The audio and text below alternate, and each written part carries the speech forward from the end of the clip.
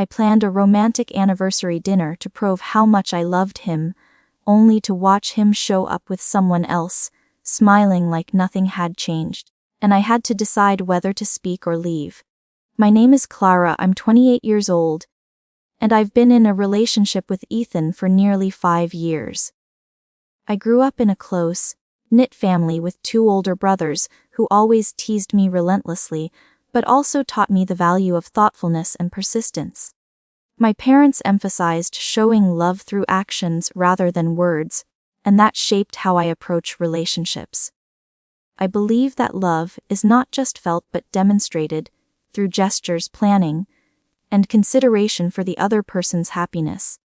Over the years, I took that to heart with Ethan, always trying to make our time together special, memorable, and filled with care. I have always poured a lot of energy into making him feel valued, thinking that my devotion and attention would be reciprocated in kind. This anniversary felt like a milestone worth celebrating beyond the ordinary. It was our 5th year together, and I wanted it to be unforgettable. I had spent weeks meticulously planning every detail of a romantic evening to show him exactly how much he meant to me. I researched restaurants, scoured recipes, and practiced cooking a multi-course meal I had never attempted before. Each dish, each decoration, and even the lighting and music were chosen to create a setting that was intimate and perfect. I also made a scrapbook filled with photos, ticket stubs, and little notes chronicling our 5 years together. I spent countless nights past midnight carefully arranging memories, writing captions, and personalizing every page to capture the essence of our relationship. In the days leading up to the anniversary, I checked every detail repeatedly. I had reserved a quiet, candlelit table at a small restaurant overlooking the river, a place Ethan had mentioned liking months ago, but never visited. I coordinated with the staff to ensure flowers were waiting on the table and asked for the music playlist to be gentle, familiar, and reflective of the songs that mattered to us. I rehearsed what I might say, trying to strike the balance between romantic, heartfelt, and spontaneous. Every choice was deliberate, a carefully crafted testament to my love for him and to the importance I placed on our relationship. On the morning of our anniversary, I felt a mixture of excitement and nervous anticipation. I dressed carefully in an outfit I knew he liked, did my hair and makeup with more care than usual, and packed the scrapbook and a handwritten note into my bag. I even rehearsed a casual, confident smile in the mirror to hide the nerves, imagining the joy on his face when he saw the effort I had put into the evening. I imagined him flipping through the scrapbook, laughing at the small jokes and sighing at the memories, a silent acknowledgement of all the care and thought I had invested in our relationship. When I arrived at the restaurant, I was early, as always. I checked the table, adjusting the placement of the flowers, confirming that the candles were lit, and making sure the ambient lighting felt warm and intimate. The table looked perfect, the music was playing softly, and for a moment, I felt a surge of pride. This was my creation, my love made tangible, a setting that reflected everything I had felt for him. I sent Ethan a quick message letting him know I was there and excited to see him. And then I waited, sipping water and flipping through the scrapbook to distract myself while anticipating his arrival. Minutes passed, then turned into what felt like hours. I checked my phone repeatedly, hoping for a message or explanation, trying to calm the growing knot of anxiety in my stomach. I told myself that maybe he had been delayed by traffic or work, anything to keep hope alive. But deep down an uneasy feeling began to creep in. I tried to focus on the scrapbook, reminding myself of the memories I had captured, the laughter, the milestones, and the private jokes that only we shared. It should have been comforting, but instead it made the silence heavier, the absence of his message more oppressive. Then I saw him. At first, I thought my eyes were deceiving me. There he was at the entrance, but he wasn't alone. He was holding the hand of another woman, someone I didn't recognize. They were laughing, smiling in a way that had once been reserved only for me, and moving toward the table I had imagined would be ours. My chest tightened, my stomach sank, and the scrapbook in my hands suddenly felt unbearably heavy.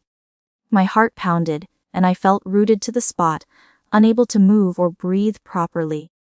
He was smiling, carefree, oblivious to the effort I had poured into this evening, as if nothing had changed, as if he had done nothing wrong.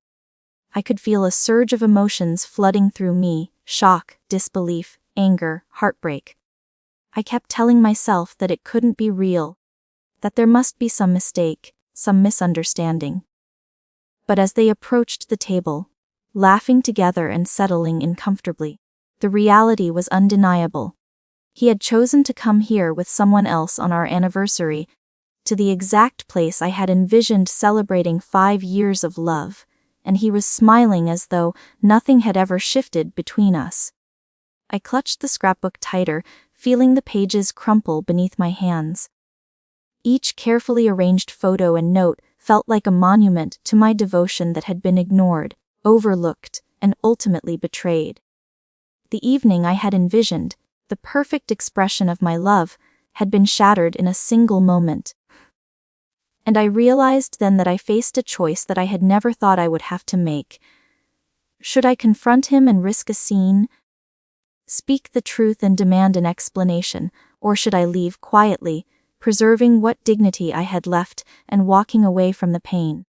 I stayed frozen at the table, my body refusing to move, even though every fiber of me wanted to run away.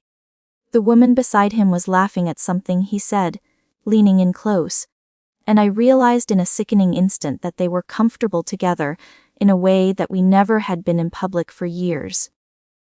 My mind raced, grasping for explanations, but the truth was brutal and simple. He had chosen her, right here, right now, on the day that was supposed to celebrate us.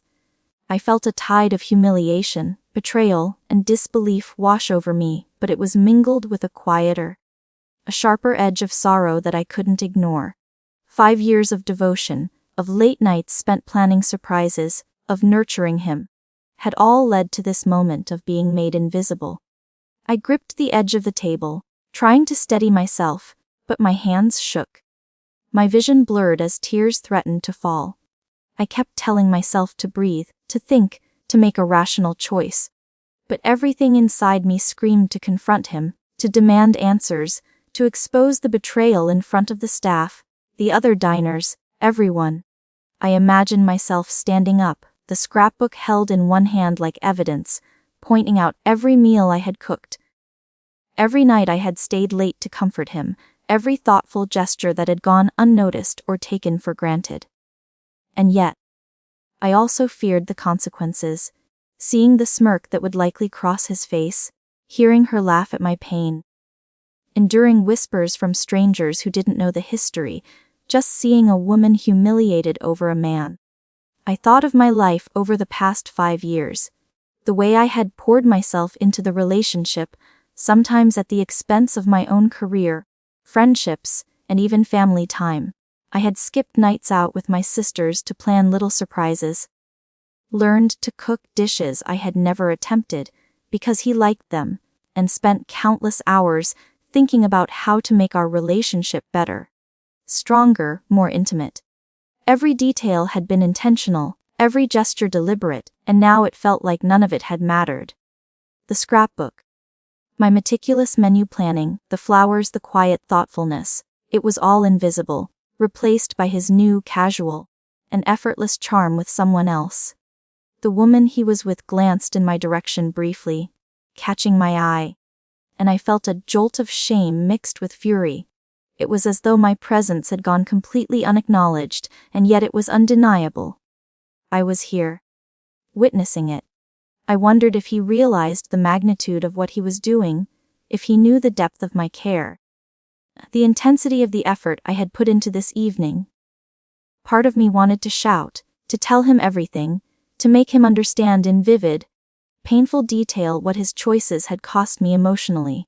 I imagined spilling every carefully held secret, recounting every sacrificed night, every thought invested into this anniversary.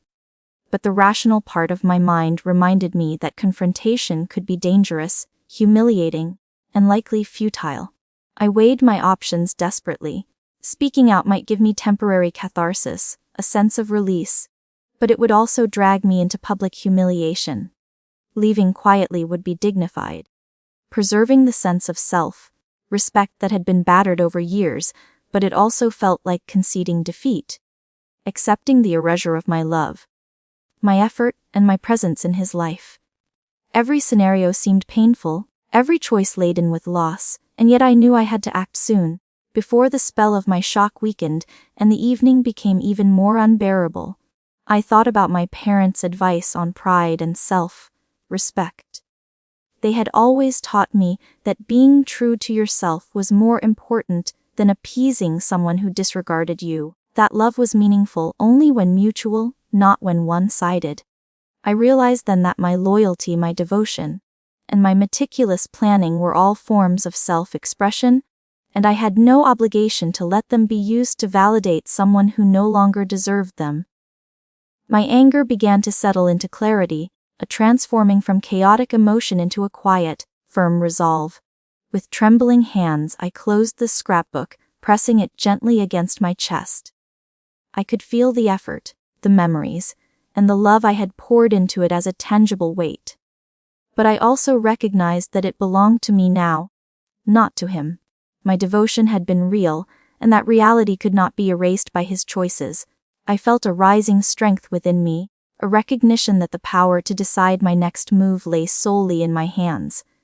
I could leave, reclaiming my dignity, or I could stay and risk further pain for the chance of confrontation that might change nothing. I thought of all the nights I had invested in him, of every careful gesture meant to affirm our bond.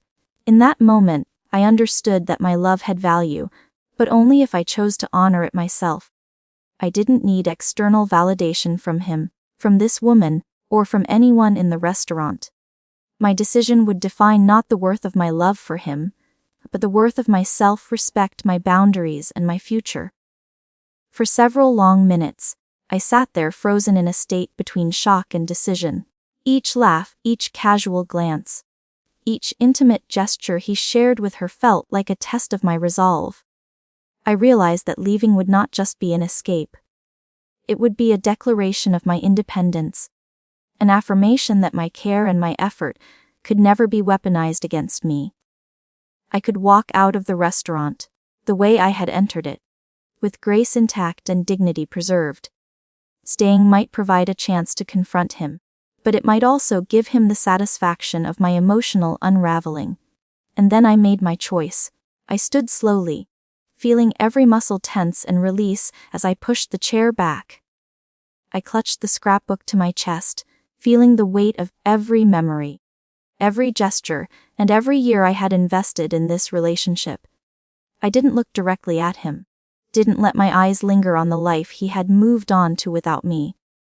I simply turned and walked toward the exit, step by step, reclaiming the power that had been temporarily stolen from me. I stepped outside into the cool evening air. The streets almost empty as the city lights reflected off the wet pavement from a brief afternoon rain. The sound of distant cars and faint chatter from nearby cafes surrounded me, but I felt completely alone, suspended in a kind of emotional limbo. My chest was tight, my hands still trembling slightly from the shock of what I had witnessed, and my mind replayed the scene over and over like a broken record. I couldn't escape the image of him smiling with someone else. The casual ease of their laughter, or the way he had seemed utterly oblivious to the pain he had inflicted. Every step I took away from the restaurant felt like both liberation and a stab of loss. I found a small bench along the river, overlooking the softly flowing water, and sat down, letting the scrapbook rest beside me. I didn't open it, I couldn't. Every page, every memory felt like it was too raw, too tender to face in that moment. Instead, I stared at the reflection of street lamps dancing across the water, trying to focus on anything other than him, the woman, and the perfect evening I had imagined that had dissolved before my eyes. I felt waves of anger rise, mingled with sadness, humiliation, and disbelief. How had everything I believed about our relationship been so completely wrong? How could someone I trusted so deeply, who had promised care and love for 5 years, so easily show up with someone else on the night meant for us? I replayed our history in my head, remembering countless nights I had spent planning surprises for him, making small gestures of love that I thought mattered. I remembered his birthday last year, when I had stayed up until 2 in the morning baking a cake from scratch, decorating it meticulously, only to have him casually thank me in passing without even noticing the hours I had poured into it. I thought about the countless times I had rearranged my schedule to be with him, comforted him after a bad day, or stayed silent when he made decisions that hurt me, because I wanted to avoid conflict. I had believed that these acts of devotion were reciprocated, that they were a language he understood and appreciated. But now, seeing him with someone else, I realized that my love had been invisible or worse, taken for granted. Tears came. Despite my attempts to hold them back, I felt a grief so intense that it seemed to have physical weight pressing down on me.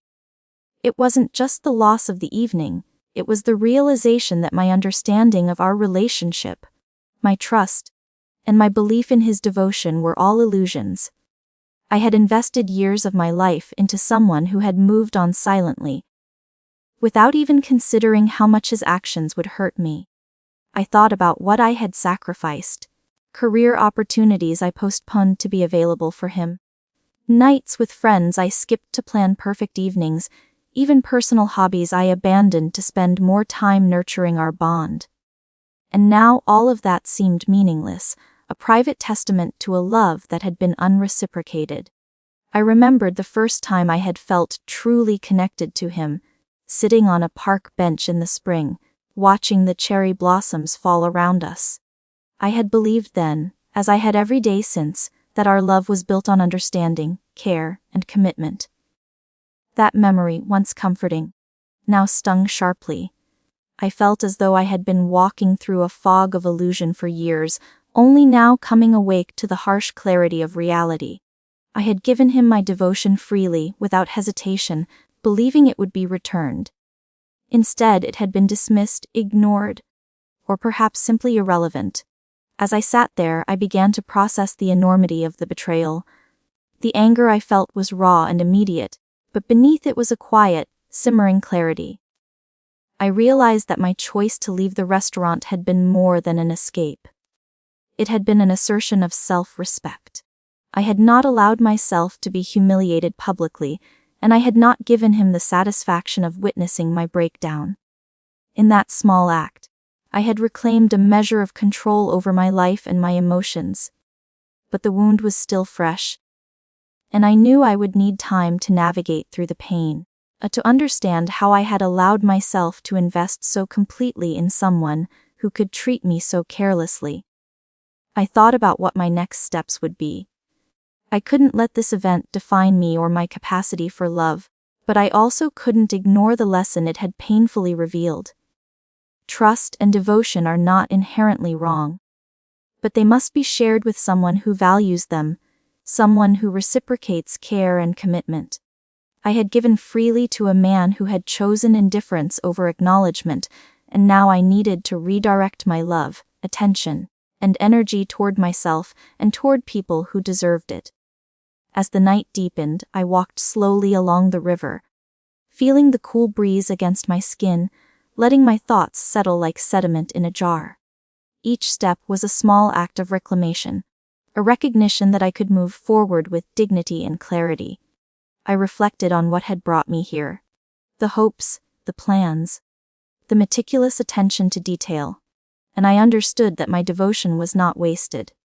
It had been genuine, true, and beautiful, even if it had not been received as I had intended. That truth, fragile yet unwavering, became the anchor I held onto as I continued my solitary walk, letting the water and night sky witness the quiet resilience of a heart that refused to be broken completely. By the time I reached my apartment, I was exhausted but strangely calm. I placed the scrapbook on my desk, not opening it yet, and sank into my chair, letting myself feel every emotion fully. The grief, the anger, the betrayal. They were all real, and I needed to honor them. But underneath, I felt the first glimmer of something stronger, the realization that I could survive this, that I could move forward, and that my capacity to love would not be diminished by one person's choice to leave. My love for him had been sincere, but my self-respect and dignity were mine to preserve. And that, I realized, was far more powerful than any romantic gesture I could have orchestrated. The next few days were surreal. I woke up each morning with the weight of what had happened pressing on me, but also with a strange sense of clarity. I realized that for the first time in years, I had no obligation to anyone's expectations but my own. I began to take small steps to reclaim my life and my emotional energy. I spent hours reorganizing my apartment, putting the scrapbook in a place where I could look at it and remember the good moments, without letting them be a source of pain. I allowed myself to cry freely, to feel the raw grief of betrayal, and then I allowed myself to smile at memories that had once made me happy, acknowledging that they still could, just not with him. Friends reached out, sensing my silence and distance, and I found myself opening up more than I ever had. I recounted the anniversary, my plans, and what had transpired with a mixture of tears and laughter, realizing how much support I had around me. Their empathy helped me process my emotions, but more importantly, it helped me see that the world did not end because one person I loved so deeply chose another.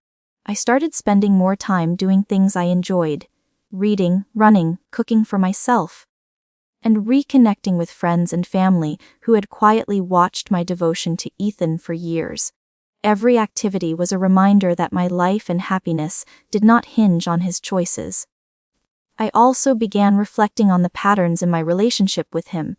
I saw clearly how I had invested so much into planning, anticipating, and nurturing, yet I had neglected to ensure that my needs were being met, or that my emotional labor was acknowledged.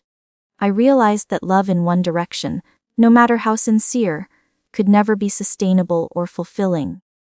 I had always believed that my gestures and attention would speak for themselves, that they would be enough to maintain a bond built on care.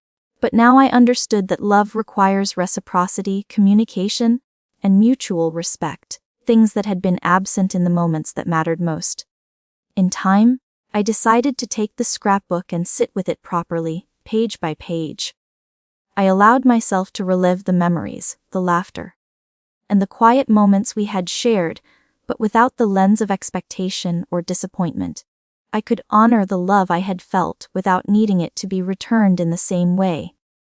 I realized that those years had shaped me, taught me resilience, and given me the capacity to love deeply and fully, which was a strength rather than a weakness. My affection had not been wasted.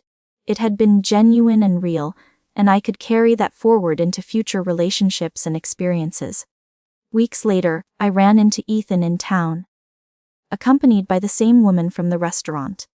My first instinct was a rush of anger and disbelief, but as I looked at him, I felt only a quiet detachment. There was no scene, no confrontation, no pleading or rage.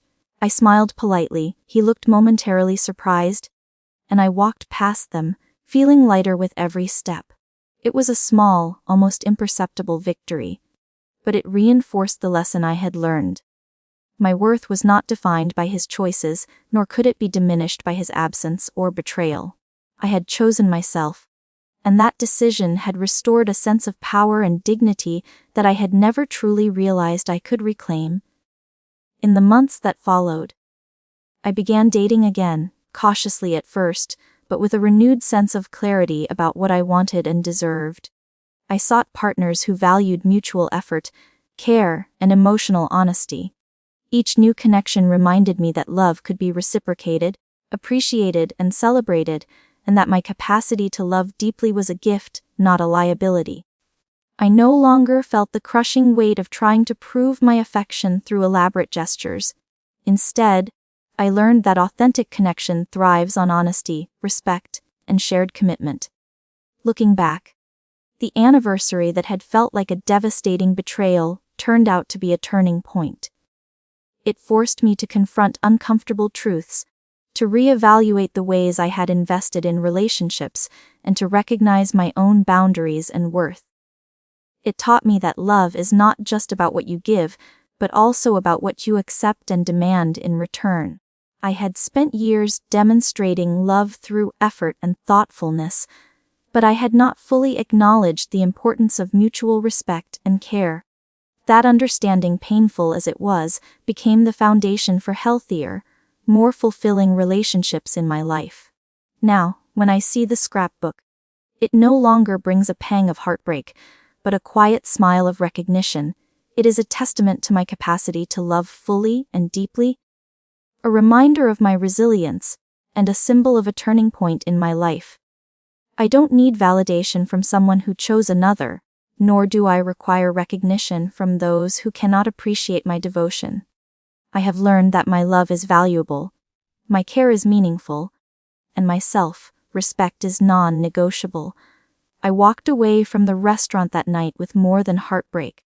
I walked away with the knowledge that I am enough, that my love is enough, and that the right people will see and cherish it, without needing to be convinced. What do you think about this story? Did you expect this ending? Let me know in the comments below, and don't forget to like this video if you want to see more.